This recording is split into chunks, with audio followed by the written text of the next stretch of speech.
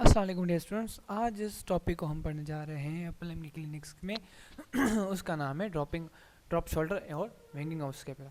सो सबसे पहले इसकी थोड़ा बहुत हम इंट्रोडक्शन लेते हैं कि what is drop shoulder and what is winging of scapula.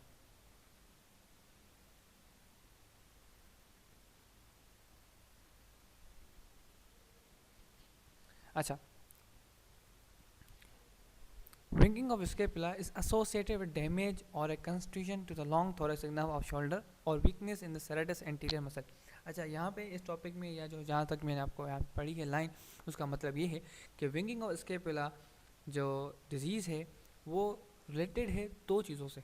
एक, आपको यहाँ पे नर्व याद रखनी है कि कौन सी नर्व की डैमेज की वजह से विंगिंग ऑफ स्कैपुला होता है और उस नर्व किस मसल को इनोवेट होती है, मीन्स उस नर्व की जो ताकत है, जो प्रॉपर्टी है, या वो किस नर्व को इनोवेट करती है, किस नर्व को और किस मसल को वो नर्व हुक्म देती है कि ये काम करो।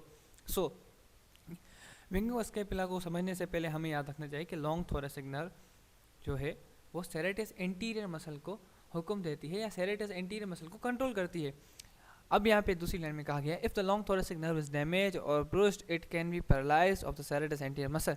अच्छा, इस लाइन में कहने का मतलब ये था कि अगर लॉन्ग थोरेसिक नर्व किसी वजह से डैमेज हो जाए या कट जाए तो उसका डायरेक्ट असर किस मसल पे पड़ेगा? सेरेटस एंटीरियर मसल पे पड़ेगा। अच्छा, as a result winging of scapula और शोल्डर ब्लेड अकर, जिसके नतीजे में क्या होगा? अगर लॉन्ग थोरेसिक नर्व कट गई, लॉन्ग थोरेसिक नर्व कटने की वजह से पैरालिसिस कौन से मसल की हो जाएगी? सेरेटस एंटीरियर मसल की पैरालाइजेशन हो जाएगी। उसकी वजह से क्या होगा? Winging of scapula. So winging of scapula को याद रखने के लिए दो चीज़ों को आपको याद रखना चाहिए, लॉन्ग थोरेसिक नर्व और उसका काम किस प्रॉपर्टी है, किस जगह, किस मसल को ये हुक्म देती है, वो है सेरेटस एंटीरियर मसल। अच्छा, damage to nerve can be cause by contusion और ब्लंट टू द ट्रॉमा। अच्छा, अब ये बताया यहाँ पे बता रहा है कि नर्व की किस वजह से नर्व का डैमेज हो सकता है। कह सकता है कि अगर कोई फ्रैक्चर हो जाए या आप किसी वजह से गिर जाए या ट्रॉमा आ जाए या किसी वजह से आपको कोई सी शार्प जस्ट लाइक सर्जरी में कोई गलती से वहाँ पे कट लग जाए। सो ये सारे मुख्तलिफ काजेज़ हैं नर्व के डैमेज होने के। अच्छा, यहाँ पे ड्रॉपिंग ऑफ शोल्डर दिखाया गया है। कहा गया है the position of scapula maintain by the tone and balance of the muscle. Scapula की जो पोजीशन है वो मेंटेन कौन रखता है? जो मुख्तलिफ मसल्स के एक ग्रुप है जो उसको एक पोजीशन में रखने में हेल्प करता है। If one of these muscle is paralyse, अगर इन ग्रुप में से कोई एक मसल भी पैरालाइज हो जाए तो कौन सी बीमारी काज होगी? Winging of scapula.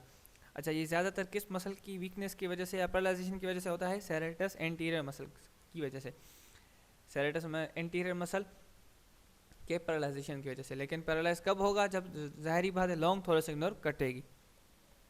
अच्छा, यहाँ पे आपको दिखाया गया है जब आप अगर आपके किसी पेशेंट में विंगिंग ऑफ स्कैपुला है तो आप क्या करें? उसको ओवरहेड इम्पैक्ट कराएं और उसमें अगर आपको एक स्कैपुला बाहर की तरफ प्रोट्यूजन मीन्स बाहर की तरफ उबला हुआ नज़र आए तो आप समझ जाइएगा कि इस बंदे में जो लॉन्ग थोरेसिक नर्व है वो किसी वजह से डैमेज हुई है, उसके नतीजे में सेरेटस एंटीरियर पैरालाइज हो गया है, जिसकी वजह से इसमें विंगिंग ऑफ स्कैपुला नज़र आ रहा है। सो विंगिंग ऑफ स्कैपुला का जो पेशेंट है उसका स्कैपुला जस्ट लाइक दिस, इस पिक्चर में आप देख सकते हैं, इस तरीके से शो करेगा।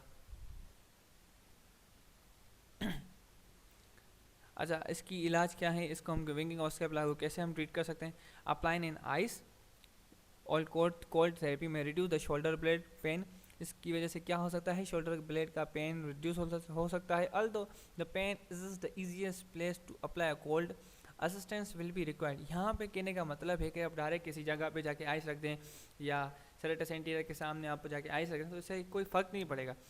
इससे क्या होगा? असिस्टेंस विल बी रिक्वायर्ड, कोई ऐसा साथी या जिसको नॉलेज होनी चाहिए इस चीज़ की वो हो, तभी आप इसकी ट्रीटमेंट कर सकते हैं। A full rehabilitation and strengthening program consisting of exercise for the shoulder is important। DPD के जो स्टूडेंट्स होते हैं जो उनको रिहेबिलाइजेशन सिखाई जाती है कि इस मसल को अगर आप पैरालाइजेशन हो चुका है उसके बाद हम किसी सर्जरी की वजह से इसकी जो नर्व की इंटेक बहाल करते हैं तो उसके बाद इस मसल को कैसे पैरालाइजेशन स्टेट से लेकर मीन्स निकाल कर हम वर्किंग स्टेट में लाएँ। सो उसके लिए मुख्तलिफ एक एक्सरसाइज होती हैं, वो एक्सरसाइज हम उस बंदे को करवाएंगे। अच्छा, ये रहा आपका सेरेटस एंटीरियर प्रेजेंटिंग करता हुआ एक और patient. and that's all about bending of scapula.